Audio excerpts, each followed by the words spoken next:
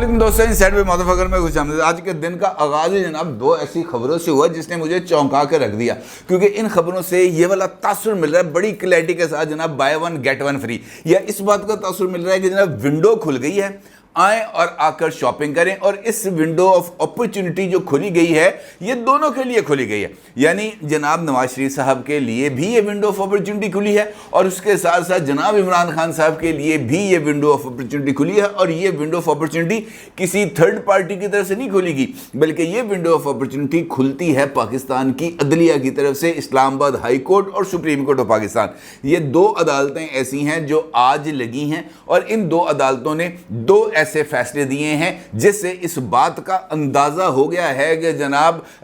जो एक नई तरह की एक सफबंदी है या पेशकशों का मौसम है वो शुरू होने वाला है। और नवाज शरीफ साहब को या इमरान खान को इस बात का दाना डाला गया है कि जनाब अगर आपने ये करना है तो फिर आपको इमरान खान को रिलीफ देना पड़ेगा, या इमरान खान को ये पैगाम दिया गया है कि भाई अगर तूने सियासत में आना है तब नवाज शरीफ साहब के मामले पर तुझे किसी तरह की कोई हैंकी फैंकी करने की ज़रूरत नहीं है। उनको अपना जो धंधा है, काम है, वो करने देना है और उनकी वापसी के रास्ते में किसी तरह की कोई रुकावट पैदा नहीं करनी। ये दोनों ही बहुत ज़्यादा इंपॉर्टेंट डिसीजंस हैं जो आज सामने हैं। ये मैं ये नहीं कह रहा कि ये ऑब्जर्वेशंस हैं, these are the mighty decisions by the Islamabad high court and by the honourable supreme court of Pakistan. और इसका मतलब ये है कि जनाब ये वाली जो खेल है ये अब एक ऐसे लेवल पर चला गया है जहां से कुछ ऐसी चीज़ें जो माजी में कभी सामने नहीं आई वो सामने आने जा रही हैं। इस्लामाबाद में,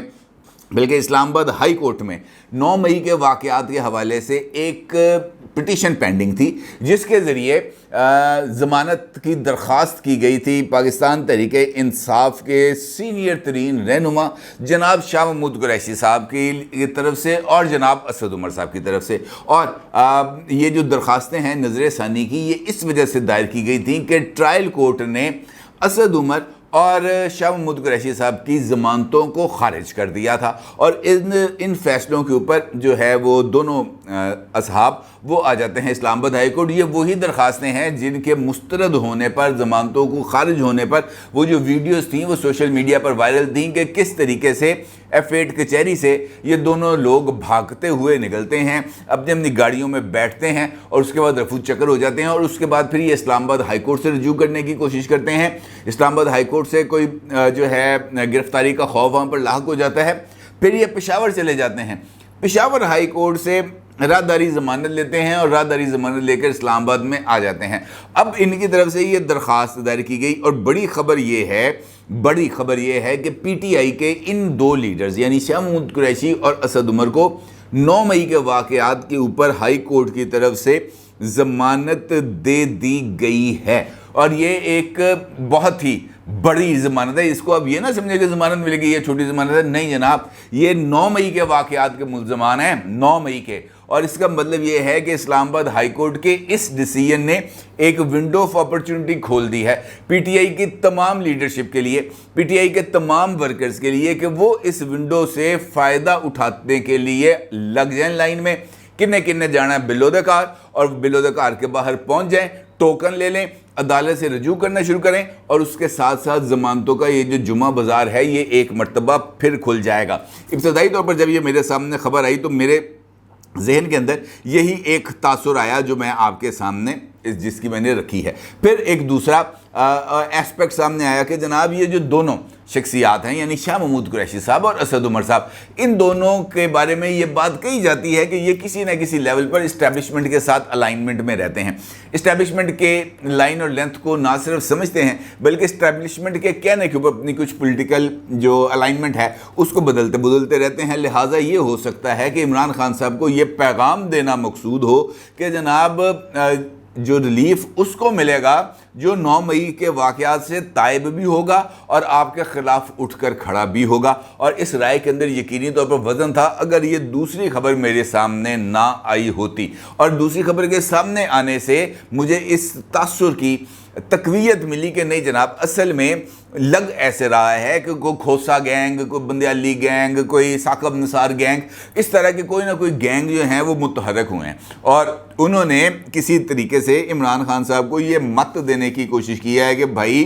ہم ہر وقت تیرا بوجھ نہیں اٹھا سکیں گے، ہمیں تھوڑا سا کشن دے، ہمیں تھوڑا سا جو ہے معاملات کو سنبھالنے کے لیے کچھ گنجائش دے تاکہ ہم آگے بڑھ سکیں، کیونکہ یہ بات تو طے ہے، ہم مانیں یا نہ مانیں، تم مانو یا نہ مانو، کل کو، پرسوں کو، ترسوں کو، جولائی میں، اگست میں، سپٹمبر میں کسی نہ کسی لیول کے اوپر جناب کے ساتھ بہت برا سلوک ہونا ہے، لہٰذا بہتر نہیں ہے کچھ گیو اینڈ ٹیک کر لی جائے،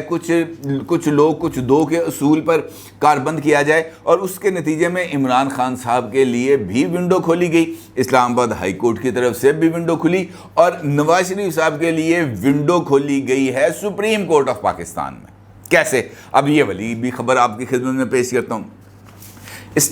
جو ہے سپریم کورٹ آف پاکستان میں، وہاں پر ایک کیس کی سماعت تھی، اور سپریم کورٹ کے جج تھے مسٹر جسٹس محمد علی مظہر صاحب، وہ ایک کیس کی سماعت کر رہے تھے، اور یہ کیس بنیادی طور پر ایک عدالتی غلطی کے نتیجے میں پیدا ہونے والی صورتحال پر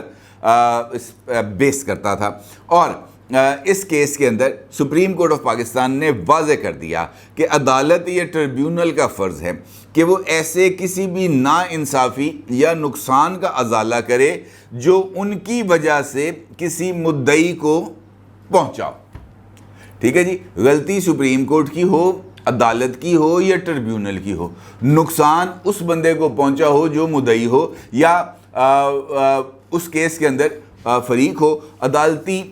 جو غلطی ہے اس کے نتیجے میں اس کو نقصان پہنچا ہو، لہٰذا اس غلطی کا ازالہ ضروری ہے۔ معاملہ تھا یہ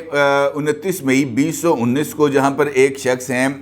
وزارت دفاع کے ملازم تھے عابد جان صاحب، ان کو برطرف کر دیا گیا تھا، اور انہوں نے 28 جون کو ہی محکمانہ اپیل دائر کی تھی، لیکن چونکہ اس کا بروقت فیصلہ نہیں ہوا تھا لہٰذا یہ معاملہ آگے بڑھا، پھر درخواست گزار پشاور ہائی کورٹ گیا، ادھر ادھر گیا، کسی جگہ سے کوئی سنوائی نہیں ہوئی، اس کے بعد جناب وہ پہنچتے ہیں آگے، لیکن اس کے بعد ان کی اپیل خارج ہو جاتی ہے۔ اب یہ والی بات، یہ جو ریمارکس ہیں یہ سادہ نہیں ہے، کیونکہ اس سے آگے اس کیس کی تشریح کرتے ہوئے جناب جسٹس محمد علی مظہر صاحب دعوے کا اصول بیان کرتے ہیں، یعنی اگر کسی کے ساتھ زیادتی ہو جاتی ہے تو اس کے لیے ونڈو آف اپرچونٹی کیسے کھلے گی، یہ اس کا اظہار کرتے ہیں۔ وہ یہ کہتے ہیں کہ مدعوے کے اصول میں کہا گیا ہے اگر عدالت مطمئن ہے کہ اس سے غلطی ہوئی، یعنی عدالت یہ کہے کہ جناب ہم سے غلطی ہوئی ہے، یا اس کو اس بات کا احساس ہو جائے کہ فیصلے میں ہم سے کسی نہ کسی جگہ پر کسی نہ کسی حوالے سے کوئی غلطی ہوئی ہے، تو متاثرہ شخص کو اس پوزیشن پر بحال کیا جائے جو غلطی نہ ہونے کی صورت میں اسے حاصل تھی۔ یعنی اگر ایک بندہ کسی بھی عہدے پر، ڈائریکٹر کے عہدے پر فائز تھا، لیکن اس کو سپریم کورٹ کے فیصلے کی روشنی میں عہدے سے برطرف کر دیا گیا، لیکن جب سپریم کورٹ کو یا کسی بھی عدالت کو اس بات کا احساس ہوا کہ جناب اس نے غلط فیصلہ کیا، تو جب اس کو اس بات کا فیصلہ ہو اور اس کی غلطی اسٹیبلش ہو جائے، تب مدعوے کے اصول کے مطابق جس شخص کو جس پوزیشن سے ہٹایا گیا تھا اس کو اسی پوزیشن پر بحال کرنا پڑے گا۔ اب اگر اس بات کو میں اس طرح کہہ دوں کہ افسر کی جگہ پر میں کہتا ہوں جی کسی بندے کو وزارت عظمیٰ سے ہٹایا گیا تھا، اور اس کے بعد بہت ساری ایسی مثالیں سامنے آئیں جہاں سے اس بات کو کہ بہت زیادہ شواہد ملے کہ اس بندے کو کسی سازش کے ذریعے عہدے سے ہٹایا گیا تھا، اور اس سازش کے اندر کچھ اور بہت ساری قوتیں ملوث تھیں، اور اس کے اندر جن لوگوں کے فیصلے سے اس کو ہٹایا گیا وہ بھی کسی نہ کسی لیول پر موجود تھے، تو یہ مدعوے کا جو اصول ہے یہ اس وزارت عظمیٰ سے ہٹائے جانے والے شخص پر بھی لاگو ہوگا، یعنی وہ واپس اپنی کرسی پہ، یعنی وزارت عظمیٰ کی کرسی پر فائز ہوگا۔